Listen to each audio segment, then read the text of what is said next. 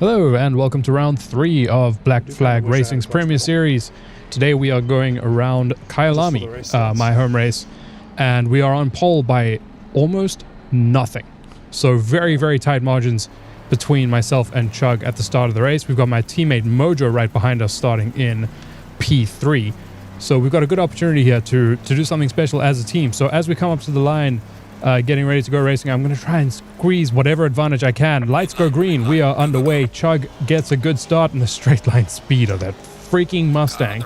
He is pulling away already, pulling ahead. So we're going to have to do a little bit of an overtaking maneuver here going into turn 1. He gets a really good braking, but then outbrakes himself just a little bit. So I am able to slide through and maintain P1. Chug's still in P2. Mojo's still in P3. Going into turn 2, though, Chug makes a bit of a mistake, which is going to invite Mojo in. But unfortunately he has the outside line, so can't really do a whole lot with it. Coming towards the end of lap 1, still myself, Chug, and Mojo with Bubble and Panda not far behind, coming through one of the most difficult sections of the track. That gap is quite big, already at 1.1 seconds. Going through the final right-hander of the turn, Chug actually clips the inside curb, goes off into the gravel, and ends up in the wall. So with Awesome Gumball not being here and Chug in the wall, it's a 1-2 for our team so far, and this is going to be really good for the championship. But unfortunately, it's actually not, because we go to the middle of lap 9 and everyone disconnects. So, yeah, the race will be postponed to later in the season. So on to round 4 it is at Red Bull Ring. This was a couple of weeks later. Excuse the sudden jump in quality. That's... For anyone wondering, that's the difference between Twitch and YouTube. That's how different that quality is. Now, coming into this set of races, there was a new rule that said that in qualifying, you can only drive for 20 minutes. So once you leave the pits, you have 20 minutes to actually do your qualifying laps. So there had been talk of rain leading up to this week. There had been all different kinds of conversations about weather. And as we got into the server, I noticed immediately that it was optimum. The track was optimum, temps were good, and there wasn't a whole lot of people out on track. So I decided, you know what, I'm going to go early. I'm going to go first and just see what I can do. I don't want to be caught out in traffic. I don't want there to be a sudden change in conditions. This is exactly the conditions I want, so I'm going to go out now. The other thing is I just wasn't feeling particularly confident around this track. I tried a couple of different setups and just nothing seemed to be working for me. So I didn't really know how this was going to go. So I set up my car to do 10 minutes, 2 different 10-minute sessions. And on both of those 10-minute sessions, I messed up my final laps. So I was able to, right at the end, do 2 laps of qualifying, 2 qualifying laps with just 2 laps worth of fuel, and just go absolutely full send. I'd done a 28.0, which up until that point would have been really competitive, but I had a feeling everyone was going to step up their game a little bit coming into actual qualifying. So these last 2 laps for me were very much just to send it, caution to the wind, see what happens. As I'm coming to finish the first of those 2 laps, you can see we're about a 10th up, but going through the final corner, run a little bit wide and invalidate the lap. And that's not a good headspace to be in, because I now have 1 lap to try and get my first ever 27 around this track. So going into turn 1, I sent it really hard. Very early on the gas, made a little bit of a mistake, but kept it within track limits. So I decided, you know what, at this point, if I can just do a decent lap, just keep it clean, this is going to be a good lap time. So we're going to ride on board for the rest of this lap. We're almost a 10th up, brake right at the 100-meter board, slow the car down as much as possible, try and clip that apex on the power early, use the entire track, and we are 1.3 tenths up on the exit of turn 3. So this is turning out to be a really good lap. If I can hold on to this, this will be my first ever 27. Coming into turn 4, again, brake at the 100-meter board, slow it down as much as possible, clip that apex early on the power. We get really good rotation through there, but then just touch the grass on that left-hand side. So I'm losing a little bit as we run down into turn 5. Turn 5, I go super deep, very late on the brakes, gain a huge amount of time on the entry and still somehow make the corner. So almost 2 tenths up. Similar thing through that next turn. This sequence, I love this little sequence of turns. Could have found more time, but we're still 1.5 tenths up, so still improving on my actual best. And now this is just full send time. I brake a little bit later than I normally do. This car still rotated on the gas really early. Coming into the final turn, just absolutely nail that apex. And I'm going to be finding a huge amount of time going all the way up to the line. Do a 27.662, which is by 4 tenths of a second the fastest lap I've ever done around Red Bull Ring. And I needed it because look at that gap to Awesome Gumball. 0.018 was the difference between him and I in qualifying. So I really, really needed that lap. And yeah, it was pretty special. I think that might be one of the best qualifying laps I've ever done. So to say I'm happy with it would be an understatement. The other good news is it's myself and Awesome Gumball is in P2. We then have the Ford of Dog Eater, the Lexus of Bubble and Panda, and then another Ford of Chug behind us. So we've got a crazy amount of straight line speed happening behind, but the car directly behind me is the McLaren. So the hope here is to try and keep myself and Awesome Gumball P1, P2, at least for the first couple of laps while things settle down. My goal is to just make sure that if I'm going to lose places, it's not going to be to a car that I can't overtake later in the race. So we're coming up to the line again, trying to squeak out whatever advantage I can. Awesome Gumball's fallen back quite a bit. I get a really good start, so does Dog Eater behind. Awesome Gumball not so much. He's actually backing up Bubble and Panda. He breaks really late into turn 1, clips that turn 1 curve, and right behind, Bubble and Panda and Dog Eater end up coming together, and they've taken each other out. Look at this. Just the smallest little tap, and followed up by another one. And the two of them are way at the back of the field, behind the GT4s. So that's good news, but it does mean that Chug is 2 places closer than he was. Coming to the end of lap 1, 1.8 second gap to Awesome Gumball. This has been a great opening lap for me, except it's not to Awesome Gumball because he disconnected right before the end of lap 1. Awesome Gumball disconnected, which means that despite the fact that there was 3 cars between myself and Chug, at the end of lap 1, he's right behind me. So let's see what the lap times are, shall we? I do a 29.3 on lap 2, Chug 28.8. So that's half a second gain for Chug on lap 2. Coming through lap 3, I'm finding a good amount of pace, going at 28.7. Let's see what Chug does. So 28.7 for me, Chug 28.3. So still 0.4 quicker. So I'm full send at this point, just trying to see if I can match his pace. Next lap I do a 28.8, he does a 28.1. A 28.1 on lap 4 is crazy work from Chug. So at this point, that what was a 2-second gap is just completely gone. He's right behind me. He's now in the slipstream. He's got, the straight line speed of a rocket, essentially. And I'm in full panic mode. I don't know if I can hold off a guy who's got better straight line speed than me and is going 0.7 a lap quicker.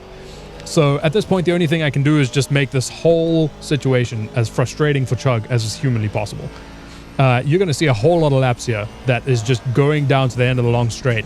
Basically, my game plan was force him into doing something, because I learned from Imola that when I defend, we just go slowly. And we've got a 7-second gap back to Ruben. So at this point, I'm not going to defend. I don't know. Chug hasn't actually tried to make an overtake on me yet. So this was kind of me inviting him to try and do that and to see what happens. So lap 5, he's right behind me, but still hasn't gone for a move. So I'm just waiting. I'm just waiting to see what he's going to do. Start of lap 7, I finally make a little bit of a mistake, which is going to open the door for Chug. This is the first time in this little fight that I haven't gained on him on the exit of turn 1. So he's going to be closing in. Look at that closing speed. He's just getting massive in the mirrors. By the time we get up to turn 3, he's going to be kind of shaping for a move. I do leave a little bit of space just in case he breaks late. Park on the apex, get a good exit, and I'm able to pull back away. But that's the difference. I make it one tiny little mistake like that, and Chug is going to be gone, because I just can't defend against... You can't defend against straight line speed around here. It's just very, very difficult to do. But now through turn 4 on lap 7, I make a bit of a mistake. So Chug is able to get a better exit through there, which means he's going to be stressing me through the part of the track where I should, in theory, be quicker. Also catching my teammate Hellcat, who had an unfortunate spin. I'm just trying to not hit him, and Chug is right... I mean, he's basically pushing me through the corner at this point. Like, look at this. My whole mirror is just Ford Mustang. So... same thing. I'm trying to invite Chug to do something. I'm just trying to invite him to make a mistake. My goal here is to not make a mistake and instead make him feel like he's going to make one. Midway through lap 8, we've catched the next group of GT4 cars. So this is now going to be an opportunity for me to potentially do something. Bard makes a bit of a mistake, so I'm able to get through. But there's 3 GT4s in the slowest section of the track. So my hope here is to have Chug get caught out behind one of them, make a small mistake, which is a little bit awkward. So I'm going to send it down the inside of Timid Umbrian. Unfortunately, Chug follows, so that's now we're down to 2 cars. I'm going to go to the left of not see him. You can see Chug is closing on me on that exit. I'm going to stay on this line as long as possible, finally pull out to the right. Chug sees Runks, backs out of it, but is able to get by Runks without any problems. So 4 GT4s, and I couldn't use a single one of them to my advantage. Didn't lose any time. Chug didn't lose any time through that sequence whatsoever. So the dude's just relentless. Like, it's been 10 minutes of this, and I haven't been able to pull away at all at any part of the track. There's just not much that I can do. So more of the same, really. If he hasn't attacked me at this point, it's just going to be keep doing the same. We catch the next 2 GT4s coming past championship leader Jondala. Same thing. Chug is going to just go down his inside, not lose any time whatsoever. But now I'm going to lose some time behind Stubbly Squid, just having to be patient through the final turn. But fortunately for me, Chug makes a little bit of a mistake through turn 9. So I got a little bit of a gap. Go on to lap 12. It's been the same thing. Just defending, trying to not make mistakes. But turn 1, I get way too deep, make a huge mistake, and suddenly Chug is right there. This is the first time that I haven't gotten a better exit than him. So he's going to be closing crazy quickly. He pulls over to the left to try and go around the outside. I'm just going to try and hold this inside as much as I can. Brake as late as possible, but making sure that I can still leave room for him on the exit. Try and get a good exit, but the traction control kicks in more than I was expecting it to. I get absolutely no drive, and that's that. So he's now ahead. I'm going to stick in the slipstream here. I know that my best opportunity to get back by him is right now. So I'm going to fake a move to the inside. Chug doesn't let me get away with it, though. Brakes a little bit later than I do, and he's going to be ahead. So the goal now is stick with him. I want to stick in that slipstream. I know that I follow better than I lead when it comes to tight races like this. So if I can stick with him, use the slipstream to not let him have as much of a straight line advantage, then this could go well. So that's the plan here. Do what he's been doing and just stick as close behind him as possible. But that's harder said than done. So lap 13, brake way later than Chug into turn 1. Get a pretty decent exit. Immediately you can see the effect of the slipstream. I do get my second warning though, so that's not going to be good for the confidence. But I'm just going to be gaining time all the way up into turn 3. But I'm nowhere close. Nowhere near as close as I was at the start of the straight. Into turn 3, Chug makes a mistake though. I'm going to be right behind him now. Less than 2/10 away. And again, you can see even though I'm sitting in the slipstream, I'm gaining time on my delta, but losing time to him. So I'm going to take this opportunity to do the same thing I did last lap and fake a move down the inside. But again, Chug covers it off. He's just not falling for it. And exit of turn 4, I'm going to make a small mistake, which just loses me that little bit extra time. So I'm going to have to really push through this windy part of the track to try and catch back up. I was able to do that. And so on lap 14, same thing. I'm sticking in the slipstream, just trying to not lose time, gaining time the whole way down the straight. We go deep into the braking zone, cut the apex as much as possible, get a slightly better exit than Chug, but nothing to write home about. And I decided, you know what, at this point, faking the moves down the inside didn't really work. So I'm not going to do that again. I'm just going to drive now. I'm going to be driving my normal lines and just try and stick with him. There's no point really trying to fake for a move because it's clearly not happening. It's just not going to work out. But unfortunately, that attitude may have been to my detriment because in the middle of lap 16, you can see he's now 1.4 seconds ahead. So I actually made a bit of a mistake on one of those previous laps and let him get about a second further away, which meant that I lost the slipstream. So this just became way more painful. We're now catching a group of GT4s. I'm able to get by Jondala pretty easily. My hope here is maybe he'll lose a bit of time behind these GT4s. Unfortunately for me, Bard goes a bit wide, so he's through pretty easily. And Timid Ubrian does the same thing. So no time loss for Chug through the GT4s. I didn't really lose much time either, so all is even, I guess. But still just trying to keep up with him. You can see 4 laps later, we've jumped all the way ahead to lap 20. And that gap is still about 1.5 seconds. So at this point, I don't really understand how Chug hasn't pulled further away. But my initial guess is that this is a tire situation, is that his tire wear is way worse than mine. And so I'm going to have a huge push this lap to try and close that gap. You can see coming through this turn, that 1.5 second gap is now down to 1.2 as we exit at 1.1 going into the final 2 corners. So I'm closing in quick and I need to capitalize on this situation as quickly as I can, close that gap as much as possible, but I'm just not going to have the opportunity to do so because with 30 minutes and 23 seconds left, Chug goes into the pits. Now this is big news for me because I still have 7 laps worth of fuel remaining, which is a big amount. So I know I'm not going to be pitting for a while. I know I've still got a while to go before I come into the pit stop. So this is just full send for me. This is absolutely full send situation. And the next lap, you can see I miss out on my personal best by almost nothing. So I've immediately picked the pace back up to what I was doing on fresh tires, even though these have done 30 minutes of the race. At this point, Chug would have done a pretty big undercut on me. So my only hope here is to do what didn't work before and decided to not take tires coming into this pit stop. I figured this would be the track to do it. It'll work better around here than it did at Imola because this track isn't as intense on tires. So I'm going to take the risk. I'm going to go for it again. And so with 24 minutes and 25 seconds left on the clock, I decide finally to pull the trigger and come in. Even though I did still have 3 more laps of fuel remaining, I was kind of getting very, very focused and figured this is the time to do it. So now is as good a time as any. So come into the pits, we don't change tires.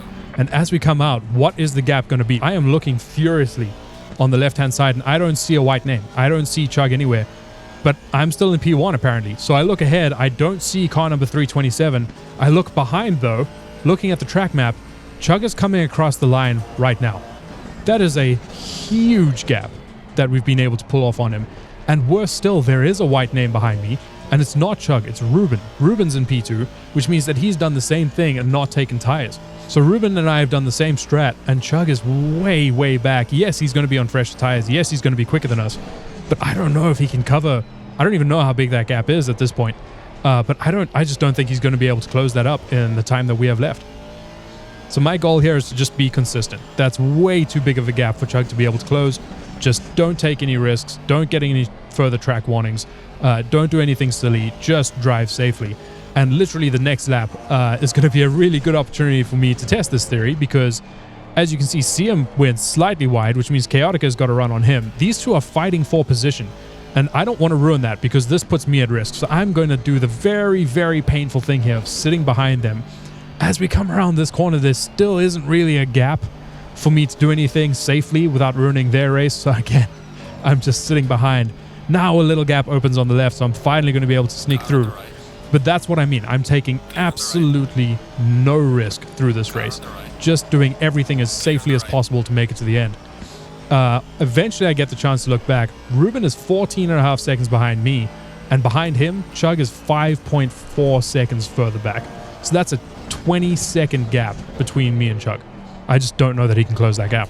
With 10 minutes left, just over 10 minutes left in the race, finally we see Chug pop up on the left-hand side as a white name. He's finally got past Ruben. With 10 minutes left, that's a 17-second gap. And that's just not going to happen. And sure enough, we go on to the final lap. Chug is still about 10 seconds back. So I've been cruising. You can see my lap times are way slower. I'm about 2 seconds a lap slower than I was at the beginning of the race. But that was the plan. Just drive slowly, just finish the laps, keep it clean, because the only way that I'm losing this race is if I do something drastic, make a really, really bad mistake. So despite it not working in Imola, it does look like here in round 4, not taking tires is the way to go. Here comes Plums then, P1, to take the Aston Martin through turn 9. He'll see the checkered flag be raised momentarily. He's got the Alpine in front of him. Will he do him a favour and pass him? There is Plums. He's just going to weave his way to the finish. The checkered flag falls and Plums wins in Austria. P1, excellent job. What a race. See you in the pits. Bring it back. Yeah, 100%. Yeah, I would always take the tyres. Dry for dry, I agree. Why would you never take them? That's why, Larry. That's why. Sorry, I had to throw the shade in. But yeah, really, really great race for me. Obviously, Chug was a monster. I had to pull off, that same risky strategy that didn't work at Imola just to be able to win that race. Fortunately, this time it did work. Very different tracks, very different track conditions. And yeah, I was able to make it work a little bit better than I was that first time around. But really, really great race from Chug. I finished P3 the first race, finished P2 the second race, and finally pull off a win despite the pressure. Despite how unlikely it looked that I was going to get the win today, I managed to pull it off. So really, really good fight with Chug. Again, very unfortunate for previous championship leader Awesome Gumball to get disconnected the way that he did. But that's racing. That's just how this goes sometimes. So things are looking good. Things are looking good for me after 3 actual rounds of racing. The next race is going to be at Laguna Seca, which should be very, very interesting, very challenging track. And again, I live stream all these races. So if you want to watch this live, it'll be on October 11th. So thanks for watching. I look forward to the next one.